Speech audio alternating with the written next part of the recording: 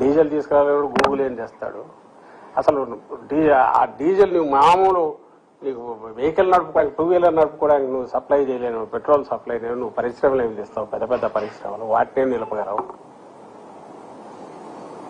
అసలు ఆధునిక జీవితం ఇది నడవడమే దీని మీద ఉన్నప్పుడు దీన్ని ఎంత సేఫ్గా, దీని ఎంత సెన్సిటివ్ ఇష్యూగా చూడాలా, ఎక్కడ చిన్నపాటి ఇబ్బంది లేకుండా ఎట్లా చూడాలనే ఆలోచనే లేనివాడు నువ్వు కొత్త కొత్త పరిశ్రమలు తెచ్చి ఎంప్లాయ్మెంట్ ఏం క్రియేట్ చేస్తావు? విధ్వంసం అంటే ఇది. ఏదైతే మొత్తం స్తంభింపజేస్తుందో ఈరోజు రాష్ట్రాన్ని ఈ కొరత, వీళ్ళు క్రియేట్ చేసిన కొరత వల్ల ఇలాంటివి 2-3 దెబ్బలు చాలు ఎకానమీ కంప్లీట్ దెబ్బతినడానికి, కుదేలైపోవడానికి.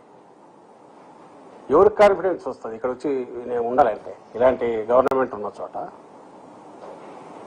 ఆశ్చర్యం ఏమంటే అన్నిటికంటే మళ్ళీ నాకు ఆశ్చర్యం అనిపించేది, పక్కన అంతా బాగుంది, నువ్వు అన్నిట్లో ఇదే ఏదైనా ఉంటే, కోవిడ్ వచ్చింది, as entire country is undergoing that, దాని మీద ఏదో చెప్పొచ్చు కొంత. ఇక్కడ అంతా బాగుండి ఒక్క దగ్గర క్రైసిస్ ఉన్నా కూడా ఏమీ జరగనట్టే దాని గురించి చెప్పుకుంటూ పోవడం. ఇంకో పక్క చూడు, మేము బ్రహ్మాండమైన దీన్ని తీసుకొచ్చాం, ప్రపంచాన్ని మార్చేస్తాం, రాష్ట్రాన్ని కాదు ప్రపంచాన్ని మార్చేస్తామని చెప్పడం. మారుస్తాడు, ఇదిగో ఇట్లా మారుస్తాడు.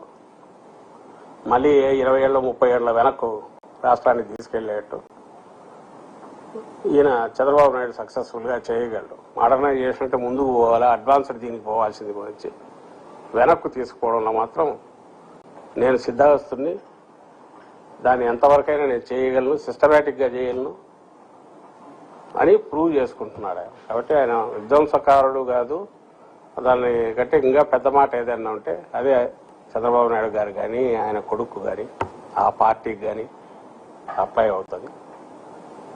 దీన్ని అందరు గమనించాలి.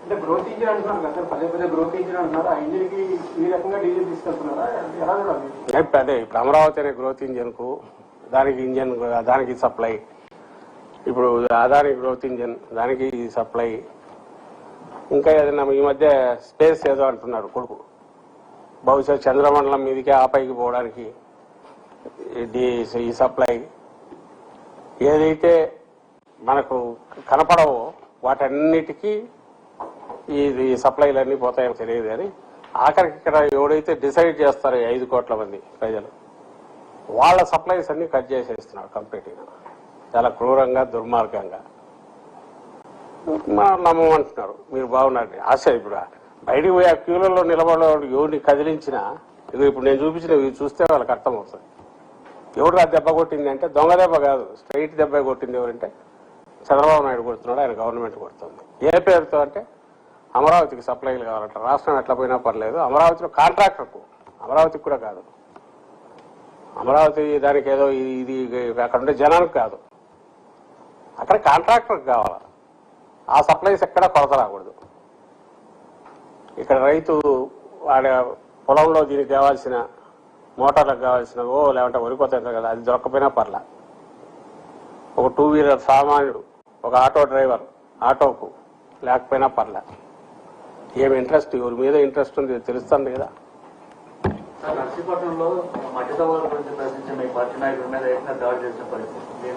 అన్యాయంగా ఉంది అది అసలు. అంటే ఏదైతే ఫస్ట్ నుంచి అబ్జర్వ్ చేస్తున్నామో ఎంటైర్ పోలీస్ వ్యవస్థ మొత్తం వీళ్ళు ఎక్స్పెక్ట్ చేస్తున్నది అది పొలిటికల్ బాసెస్ అంటే వాళ్లకు, తెలుగుదేశం పార్టీ కానీ ఆ నాయకులకు కానీ వాళ్ళ కింద వాళ్ళ అడుగులకు మడుగులు ఊడిగం చేయాలని ఎక్స్పెక్ట్ చేస్తున్నట్టున్నారు అనేది బాగా స్పష్టంగా కనిపిస్తుంది. 100ల కొద్దీ ఆ దీనికి లొంగని మాట వినని వాళ్ళను పక్కన పెట్టేస్తున్నారు. ఎవరైతే మాట వింటారో వాళ్ళకి పెద్దపీట వేస్తున్నారు. ఏం మాట వినాలి అంటే ఇది ఇట్లాంటివన్నీ చేయాలి.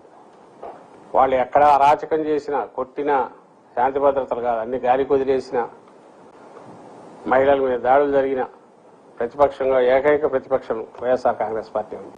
ఎవరున్నారు ప్రతిపక్షం?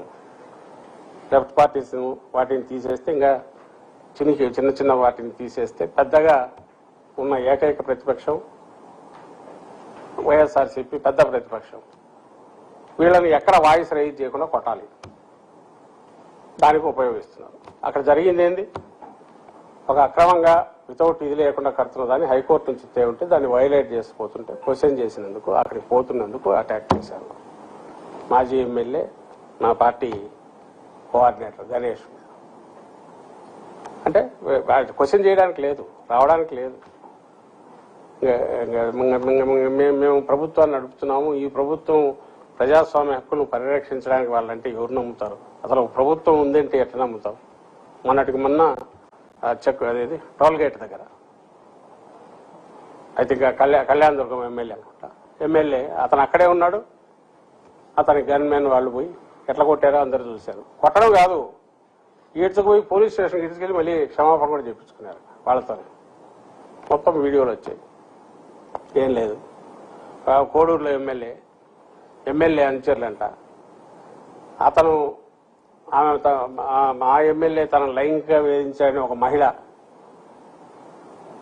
ఎంత చెప్పినా వినట్లేదని ఏకంగా పోలీస్ స్టేషన్ కంప్లైంట్ ఇవ్వడానికి వెళ్తుంది. పోలీసుల దగ్గర లాంటివి తీసుకొని కొడతాడు. అయినా ఏముండదు, ఎందుకంటే పోలీసు ఉండేది వాళ్ళని ప్రొటెక్ట్ చేయడానికి, పోలీసులు ఉండేది ఇటు తప్పుడు కేసులు పెట్టడానికి వైఎస్ఆర్సీపీ వాళ్ళ మీద. మొన్న నరసరావుపేట ఎమ్మెల్యే ఓ డిస్ట్రిక్ట్ పోలీస్ హెడ్ ఎస్పీ ఆఫీస్లో నేరుగా ఎన్ని గంటల 7-8 గంటలు కూర్చోనట్టున్నాడు.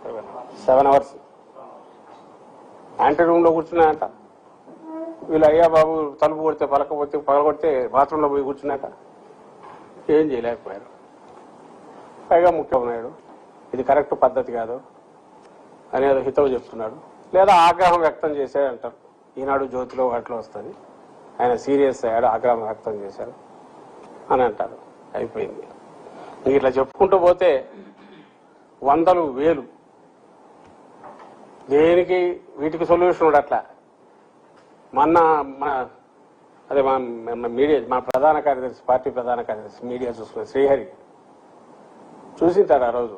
కనీసం నాకు తెలిసి 100-200 మంది పోలీసులు ఇక్కడ నుంచి ఎక్కడి నుంచి అనకాపల్లి నుంచి పిలిపించినారట, కుప్పం నుంచి వచ్చినారు, ఇక్కడ తాడేపల్లి, మళ్ళీ అక్కడికి పోయినాక 100-200 మంది పోలీసులు ఏది శాంతి భద్రతలు పరిరక్షించడానికి. ఆ సమయంలో వైఎస్ఆర్సీపీ వీళ్ళు ఏదైనా అల్లలు చేస్తారని మనం ఎందుకున్నది.